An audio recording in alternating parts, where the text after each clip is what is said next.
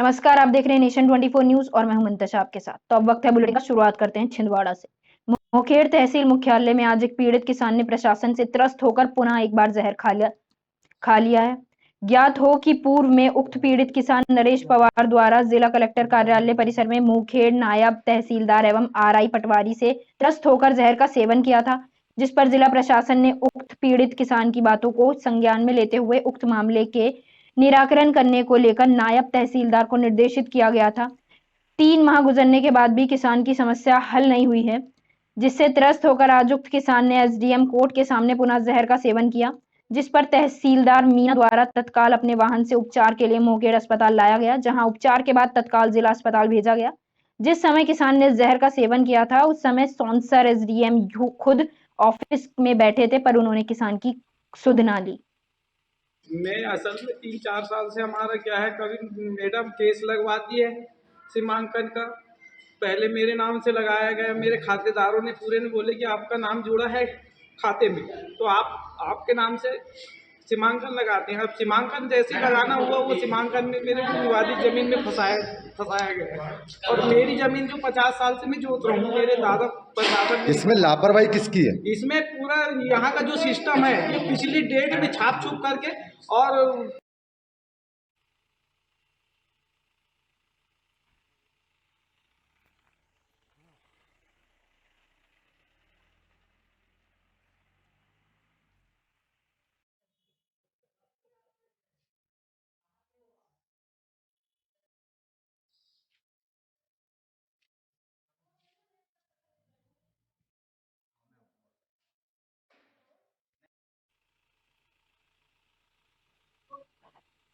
इस खबर पर और ज्यादा जानकारी के लिए हमारे संवाददाता श्याम सानू फोन लाइन पर जुड़ गए हैं। तो श्याम सानू, एक किसान ने तहसील में जहर खा लिया है, इस पर आपकी क्या अपडेट है?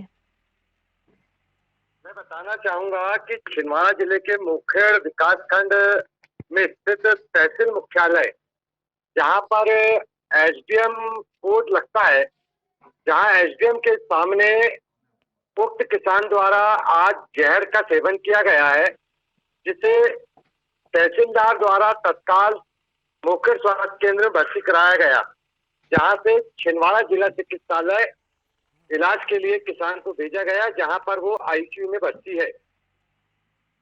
श्याम साहू, आखिर किसान ने जहर क्यों खाया, क्या है ये पूरा मामला? मैं बताना चाहूंगा कि उक्त किसान अपने जमीनी विवाद जो है उसको लेकर इसके पूर्व भी उक्त किसान ने जिला कलेक्टर परिसर में जहर खाया था, जिस पर जिला कलेक्टर द्वारा मुंगेर एसडीएम को निर्देश किया गया था कि किसान की समस्या को हल करे, किंतु प्रशासन द्वारा इस मामले में कोई समस्या हल नहीं की गई, जिससे किसान त्रस्त हो गया।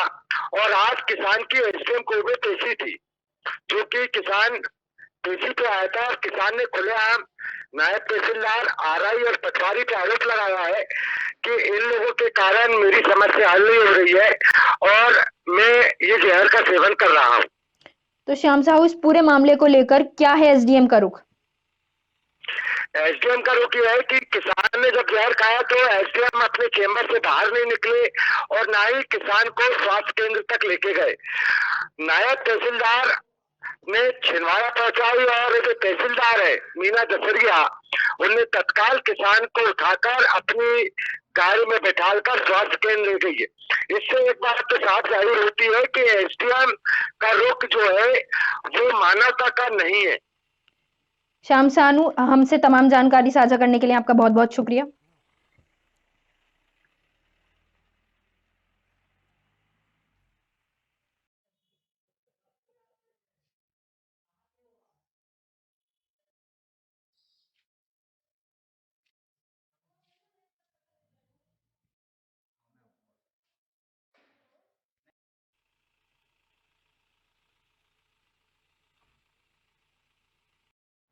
मध्य प्रदेश शासन की जनजातीय कार्य विभाग अनुसूचित जाति कल्याण विभाग मंत्री श्री मीना सिंह ने आदिवासी विकास खंड पाली के विभिन्न गांवों में जाकर 10 निर्माण कार्यों के लिए तकरीबन 1 करोड़ 12 लाख का ग्राम पंचायत सलैया 2, बनौदा, पुरावर, बरहाई के गांवों के विकास कार्यों के लिए जाकर मंत्रोच्चार के साथ विधिवत भूमि पूजन कर विकास कार्यों की आधारशिला रखी।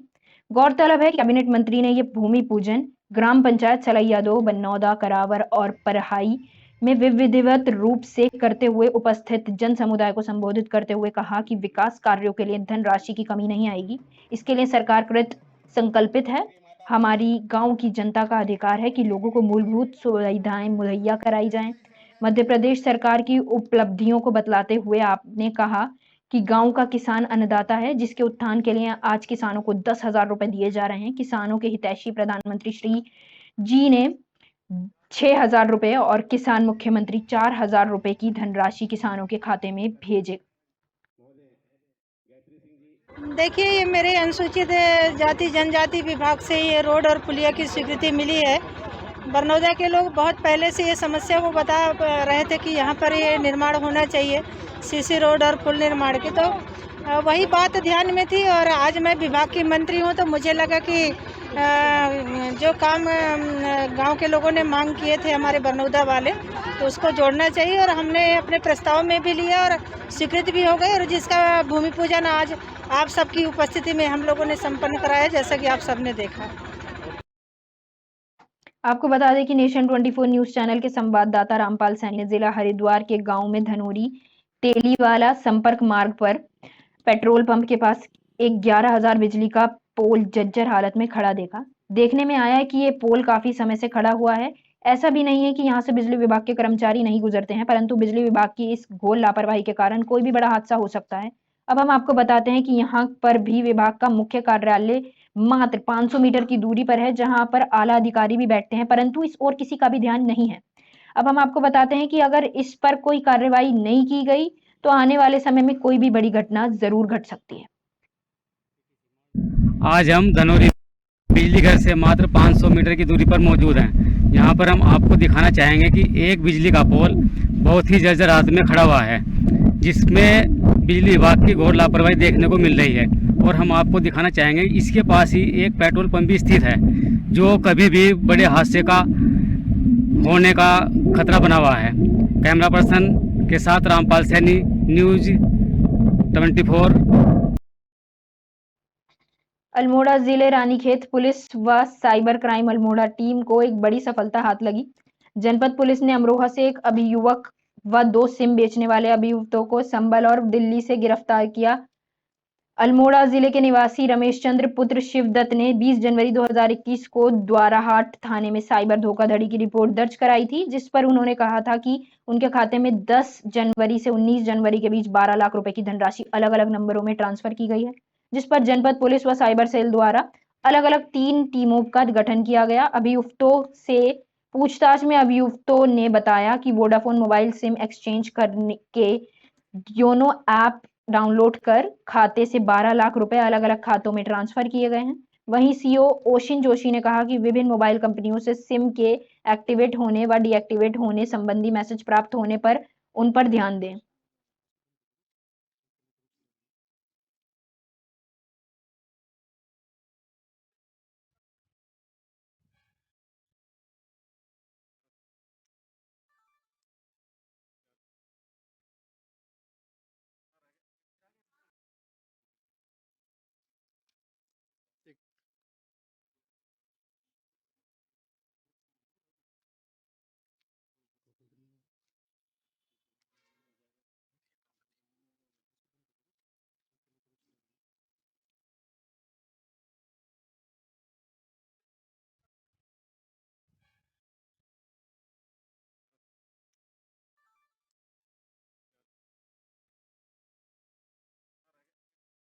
अल्मोड़ा जिले विकास खंड सनलट कूपी गांव में महिला को बीते मंगलवार को बाघ ने मार दिया। आक्रोशित ग्रामीणों ने बुधवार को नेशनल हाईवे जाम कर दिया। वन विभाग ने गांव में 2 पिंजरे लगा दिए हैं। बाघ की आवाजाही जानने के लिए वन विभाग क्षेत्र में टैप कैमरा लगाने की तैयारी चल रही है। ग्रामीणों की सुरक्षा के लिए 2 रेंजों में 20 वनकर्मी क्षेत्र में लगातार गश्त कर रहे हैं। बीते बुधवार रात से क्षेत्र के लोगों में बाघ के प्रति दहशत बना हुआ है। बाघ की आवाजाही का पता लगाने के लिए वन विभाग क्षेत्र में ट्रैप कैमरा लगाने की तैयारी भी चल रही है। शुक्रवार को डीएफओ अल्मोड़ा ने पीड़ित परिवार को 1 लाख की राहत राशि का चेक वितरण किया। ग्रामीणों की सुरक्षा के लिए अल्मोड़ा वन विभाग और वन कर्मियों की 2 टीमें भी लगातार क्षेत्र में गश्त कर रही हैं। इनमें 20 वन कर्मी शामिल हैं। वन कर्मियों की टीम गांव में घर-घर जाकर लोगों को सचेत भी कर रही है।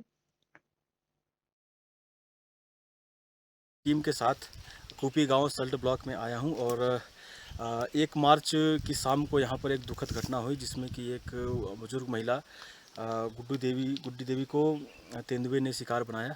जो घटनास्थल था जिसमें कि जहां पर डेड बॉडी बरामद हुई और जो पिंजरे लगाए गए हैं, 2 पिंजरे लगाए गए हैं, दोनों का मैंने मुआयना किया है। यहाँ पर टीम पूरी मुस्तैदी से तैनात है। ट्रैंकुलाइजर गन भी हमने अल्मोड़ा से मंगाई है और शासन प्रशासन से भी पूरी सहायता हम लोगों को मिल रही है। उच्च स्तर से हम लोगों ने इसको डेंजरस टू ह्यूमंस घोषित करने की मांग की है और शिकारियों से हम लोगों की वार्ता चल रही है। जैसे ही उच्च स्तर से निर्देश प्राप्त होंगे अग्रिम कार्रवाई की जाएगी। आपको बता दें कि एसपी देहात परमिंदर सिंह डोभाल ने बुग्गावाला थाने का अर्धवार्षिक निरीक्षण किया। थाने में व्यवस्थाओं का जायजा लेते हुए एसपी देहात ने पुलिस को व्यवस्थाएं चाक चौबंद रखने के निर्देश दिए। एसपी देहात ने बुग्गावाला थाने में मालखाना, कार्यालय, शस्त्र, आपदा उपकरणों, अभिलेखों, भोजनालय, बैरकों आदि का निरीक्षण किया। उन्होंने थाने में हिस्ट्री शीटरों के संबंध में जानकारी प्राप्त की। थाना परिसर की साफ सफाई के साथ साथ भोजनालय, बैरक आदि के नियमित रूप से स्वच्छता का विशेष ध्यान रखने के निर्देश दिए। इस दौरान एसपी देहात ने आपदा उपकरणों को हमेशा तैयार रखते हुए व्यवस्थाएं दुरुस्त रखने की बात कही। निरीक्षण के दौरान उप निरीक्षक द्वारा संपादित की जा रही विवेचना के संबंध में जानकारी लेते हुए लंबित विवेचना, लंबित प्रार्थना पत्रों के शीघ्र निस्तारण हेतु आवश्यक दिशा निर्देश दिए।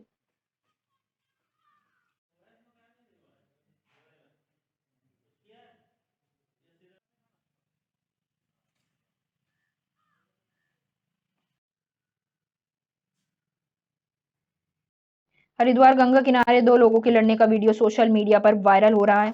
वीडियो हर की पौड़ी गंगा किनारे सुभाष घाट के पास का बताया जा रहा है, जिसमें 2 लोग आपस में लड़ रहे हैं और एक दूसरे को लात घूंसे मार रहे हैं। लोगों ने लड़ने वाले दोनों लोगों का वीडियो बनाकर सोशल मीडिया पर वायरल कर दिया है।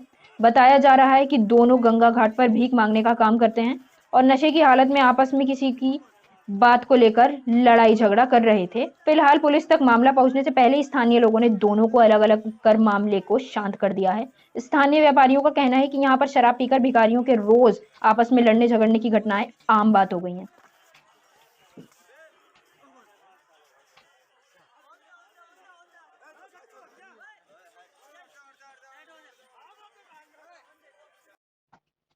खबर लक्सर से है। लक्सर क्षेत्र में चोरों के हौसले बुलंद हैं।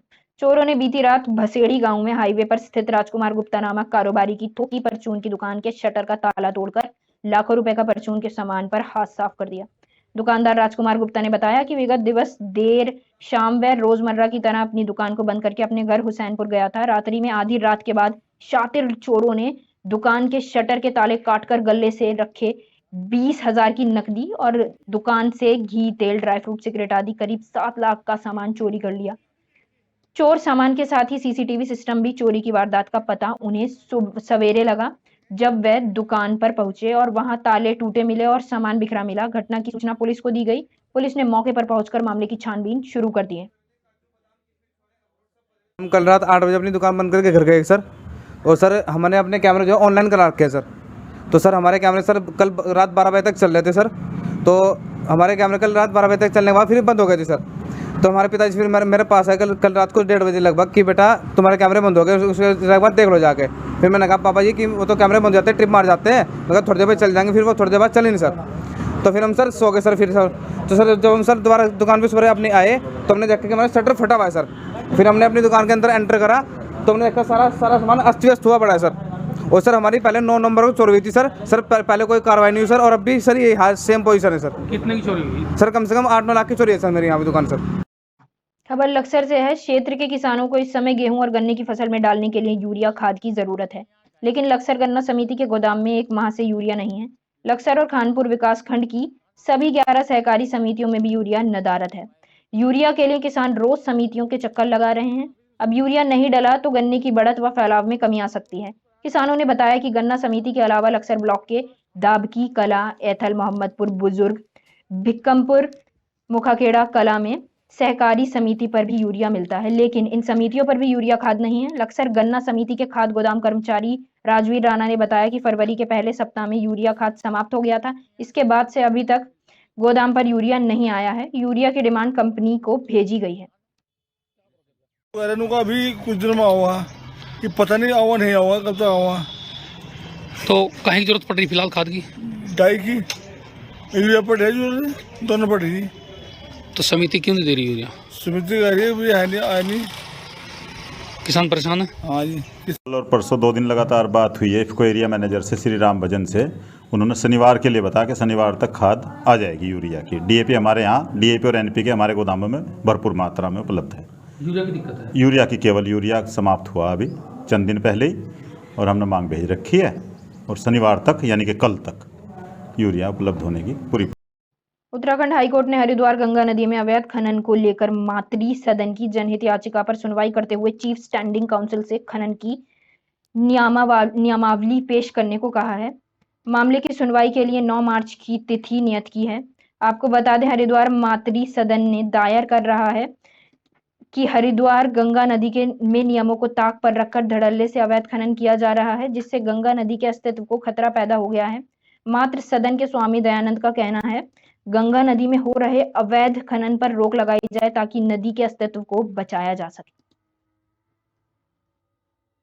रायवाला से भोगपुर का जो स्ट्रेच है वहाँ पे इलीगल माइनिंग की जो एक्टिविटीज़ हो रही हैं उसके अगेंस्ट जो है ये एक जनहित याचिका आयोजित की गई थी, जिसमें याचिकाकर्ता द्वारा ये कहा गया था कि जो सेंट्रल पॉल्यूशन कंट्रोल बोर्ड और एनएमसीजी के जो ऑर्डर्स हैं जहाँ से उस पर्टिकुलर स्ट्रेच में माइनिंग को बैन किया गया है उसको पालन न करते हुए डिस्ट्रिक्ट एडमिनिस्ट्रेशन जो है वहाँ पे इलीगल माइनिंग को एक्टिविटीज़ को चला रहा है, उसके विरुद्ध ये याचिका आयोजित।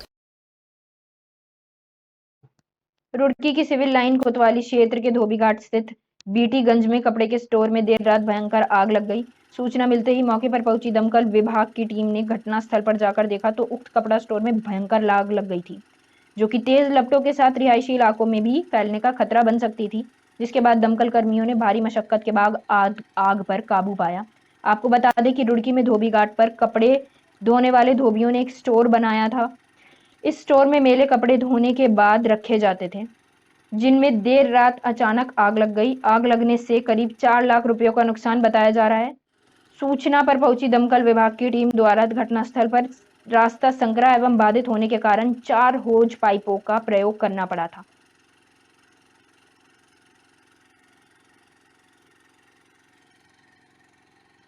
फिलहाल के लिए इतना ही। देश भर की तमाम खबरों के लिए देखते रहिए नेशन 24 न्यूज।